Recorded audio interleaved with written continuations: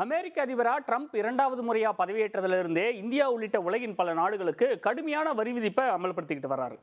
இந்த வரி விதிப்பால் சர்வதேச அளவில் தாக்கம் ஏற்பட்டிருக்கக்கூடிய சூழலில் தான் இந்தியாவுடன் விரைவில் தடையற்ற வர்த்தக ஒப்பந்தம் மேற்கொள்ள ஐரோப்பிய யூனியன் ஆயத்தமாகிட்டு வருது. அடுத்த வாரம் ஐரோப்பிய யூனியன் தலைவரின் இந்திய வருகையின் போது இந்த ஒப்பந்தம் கையெழுத்தாக போகுது. இதுவரைக்கும் பல நாடுகளுடன் வர்த்தகம், தொழில்நுட்பம் உள்ளிட்ட பல துறைகளில் நிறைய ஒப்பந்தங்களை இந்தியா செஞ்சிருக்கு. இருந்தாலும் மதர் ஆஃப் ஆல் டீல்ஸ் அப்படின்னு இது வர்ணிக்கப்படுது.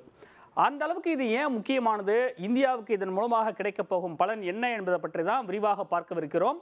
இது தந்தி டிவி நியூஸ் டீப் டைவ். வழங்குவதற்காக நான் ரஞ்சித்.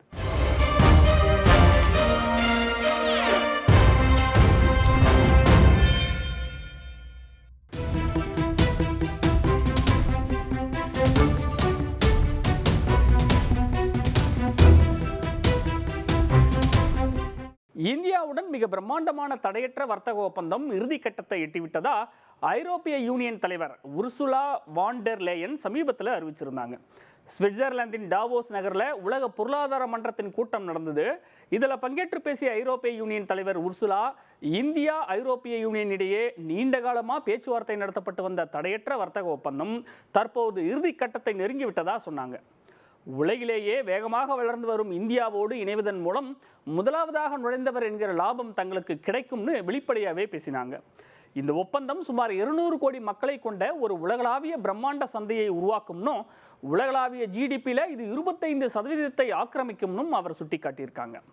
அதனால தான் இந்த ஒப்பந்தத்தை அனைத்து ஒப்பந்தங்களுக்கும் தாய் அப்படின்னு வர்ணிக்கிறாங்க. ஐரோப்பிய யூனியனில் Denmark, Germany, France, Ireland, Hungary, Netherlands, Spain, Sweden உள்ளிட்ட 27 நாடுகள் அங்கம் வகிக்குது. அரசியல் மற்றும் பொருளாதார ஒத்துழைப்புக்காக 1993 உருவாக்கப்பட்டது இந்த அமைப்பு. வர்த்தகம், பாதுகாப்பு, சட்டம் மற்றும் வெளியுறவு கொள்கையில் இந்த நாடுகள் இணைந்து செயல்படுது. அந்த வகையில் இந்தியாவின் மிகப்பெரிய வர்த்தக கூட்டாளியாக இருக்குது ஐரோப்பிய யூனியன்.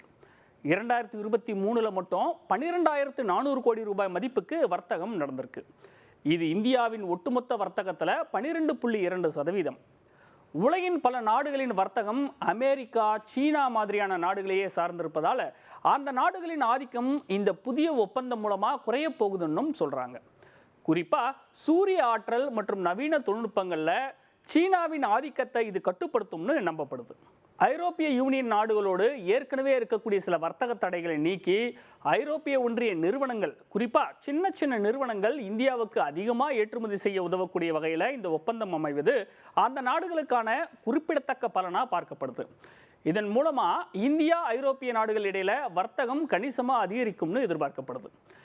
ஏற்கனவே கடந்த ஆண்டு ஆகஸ்ட் மாத இறுதியில் இருந்து அமெரிக்காவோட 50% வரி விதிப்பால் ரொம்பவே பாதிக்கப்பட்டிருக்கக்கூடிய ஜவுளித்துறை, ஆபரணங்கள் போன்ற இந்திய ஏற்றுமதி துறைகளுக்கு இது ஊக்கமளிக்கும்னு ராய்ட்டர்ஸ் நிறுவனத்தின் செய்தி சொல்லுது. ஒவ்வொரு வருடமும் நம் நாட்டின் குடியரசு தின விழாவில் சிறப்பு விருந்தினர்களாக பங்கேற்க வெளிநாட்டு தலைவர்களுக்கு அழைப்பு விடுக்கப்படும். அந்த வகையில் வரும் 26ஆம் தேதி டெல்லியில் நடக்க இருக்கக்கூடிய குடியரசு தின விழாவில் சிறப்பு விருந்தினர்களாக ஐரோப்பிய யூனியன் தலைவர், ஐரோப்பிய கவுன்சில் தலைவர் இருவரும் பங்கேற்க இருக்கிறாங்க.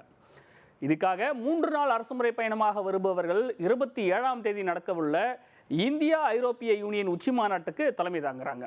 இந்த மாநாட்டில் பிரதமர் மோடியோடு இறுதிக்கட்ட பேச்சுவார்த்தையை நடத்த போகிறாங்க. இதைத் தொடர்ந்து வரலாற்று சிறப்புமிக்க அந்த தடையற்ற சுதந்திர வர்த்தக ஒப்பந்தம் பற்றிய அறிவிப்பு வெளியாகலாம்னு எதிர்பார்க்கப்படுது. இந்த மாநாட்டில் மொத்தம் 3 முக்கிய விஷயங்கள் செய்யப்பட இருக்கு. ஒன்று, ஐரோப்பிய ஒன்றியம் இந்தியா இடையே தடையற்ற வர்த்தக ஒப்பந்தம் பற்றிய நீண்டகால பேச்சுவார்த்தையை முடிவுக்கு கொண்டு வர இரு தரப்பும் முடிவெடுத்திருக்கு. இரண்டாவது, பாதுகாப்பு தற்காப்பு கூட்டு முயற்சிக்கான ஒப்பந்தத்தில் கையெழுத்து. மூன்றாவதா, மக்களுக்கிடையேயான உறவை மேலும் வலுப்படுத்த ஒரு விரிவான புரிந்துணர்வு ஒப்பந்தம் கையெழுத்தாகவும் திட்டமிடப்பட்டிருக்கு. இதன் மூலம் மாணவர்கள், தொழிலாளர்கள், ஆராய்ச்சியாளர்கள், பலதுறை நிபுணர்கள் பயன்பெறுவார்கள்னு எதிர்பார்க்கப்படுது. கடந்த 4 ஆண்டுகளில் இந்தியா கையெழுத்திடக்கூடிய 9வது வர்த்தக ஒப்பந்தம் இது. 2021 இருந்து ஐக்கிய அரபு அமீரகம், ஆஸ்திரேலியா, நியூசிலாந்து, இங்கிலாந்து ஆகிய நாடுகளோடு வர்த்தக ஒப்பந்தங்களில் இந்தியா கையெழுத்திட்டிருக்கக்கூடிய நிலையில் இந்த ஒப்பந்தம் அனைத்து ஒப்பந்தங்களுக்கும் தாய் என்று மத்திய வர்த்தகம் மற்றும் தொழில்துறை அமைச்சர் பியூஷ் கோயல் குறிப்பிட்டிருக்காரு. நட்பு நாடான ரஷ்யா கிட்ட இருந்து இந்தியா கச்சா எண்ணெய் வாங்குறதால அந்த நாட்டுக்கு கிடைக்கும் வருமானம் தான் உக்ரைன் போரில் பயன்படுத்தப்படுதுன்னு அமெரிக்க அதிபர் ட்ரம்ப் குற்றம் சாட்டி வந்தார். இதன் எதிரொலியா இந்தியாவுக்கு 50% இறக்குமதி வரி விதிச்சு ட்ரம்ப் குடைச்சல் கொடுத்தார். இது பற்றி அமெரிக்காவுடன் பேச்சுவார்த்தை ஒரு பக்கம் தொடர்ந்து நடந்து வரக்கூடிய நிலையில் இந்தியாவின் இந்த முயற்சி ராஜதந்திர நகர்வா பார்க்கப்படுது. ஐரோப்பிய யூனியனுடனான இந்த ஒப்பந்தத்தின் மூலமாக கடல்சார் பாதுகாப்பு, பயங்கரவாத எதிர்ப்பு, சைபர் பாதுகாப்பு ஆகிய துறைகளில் இரு தரப்புக்கும் பலன் கிடைக்குமா? அதே நேரம் உள்நாட்டு உற்பத்தியாளர்களுக்கு பாதிப்பு ஏற்படாமல் இருக்க இந்தியாவின் முதுகெலும்பாக இருக்கக்கூடிய விவசாயம் மற்றும் பால் பொருட்கள் துறை இந்த ஒப்பந்தத்தில் சேர்க்கப்படலை. இந்தியாவின் நிதித்துறை, சட்ட சேவைகள் துறை, சுற்றுச்சூழல் விதிமுறைகள், அறிவுசார் சொத்துரிமை ஆகியவற்றில் சில தளர்வுகள் வேண்டும்னு ஐரோப்பிய யூனியன் அழுத்தம் கொடுக்குது. மொத்தமாக 95% அதிகமான இறக்குமதி பொருட்களுக்கு வரிகளை நீக்க ஐரோப்பிய ஒன்றியம் கோரிக்கை வைக்குது. இதில் இந்தியா 90% பொருட்களுக்கு கிட்டத்தட்ட ஒப்புதல் கொடுக்க சம்மதம் தெரிவிச்சிருக்கு. ஜவுளி, காலணிகள், ரத்தினங்கள், ஆபரணங்கள் போன்ற அதிக உழைப்பும் மனித வளமும் தேவைப்படும் துறைகளில் ஐரோப்பிய சந்தையை இந்தியா சுதந்திரமாக அணுக முடியும்.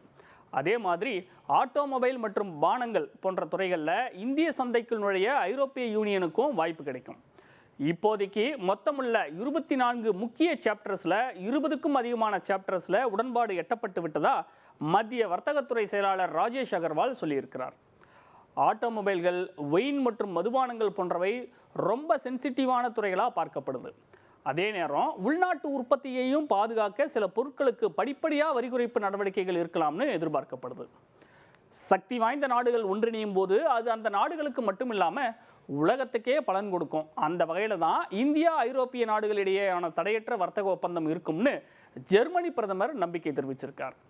இந்த ஒப்பந்தம் இந்தியாவின் வர்த்தக ராஜதந்திரத்தில் ஒரு முக்கிய மைல்கல்லாக இருக்கும்னு பொருளாதார வல்லுநர்கள் சுட்டிக்காட்டுறாங்க. ஐரோப்பிய நாடாளுமன்றத்தில் கையொப்பமிடப்பட்டு ஒப்புதல் கொடுக்கப்பட்டதுன்னா 1 வருடத்துக்குள்ளேயே இது நடைமுறைக்கு வரும்னு தகவல் வெளியாகி இருக்கு. இந்தியா ஐரோப்பிய யூனியன் இடையே தடையற்ற வர்த்தக ஒப்பந்தம் தொடர்பான பேச்சுவார்த்தை 2007 தொடங்கிச்சு. ஆனால் எந்தவித முன்னேற்றமும் இல்லாததுனால 2013 அது கைவிடப்பட்டது. அதுக்கப்புறம் 2022 ஜூலையில் மறுபடியும் இது தொடர்பான பேச்சுவார்த்தை தொடங்குச்சு. ஏறக்குறைய 20 ஆண்டுகள், அதாவது 2 தசாப்தங்களுக்கு பிறகு அமெரிக்காவின் வர்த்தக போர் உலக நாடுகளை அச்சுறுத்தி வரக்கூடிய இந்த முக்கியமான காலகட்டத்தில் இந்த ஒப்பந்தம் கையெழுத்தாக இருப்பது இந்தியாவுக்கு மிக மிக முக்கியத்துவம் வாய்ந்ததாக பார்க்கப்படுது.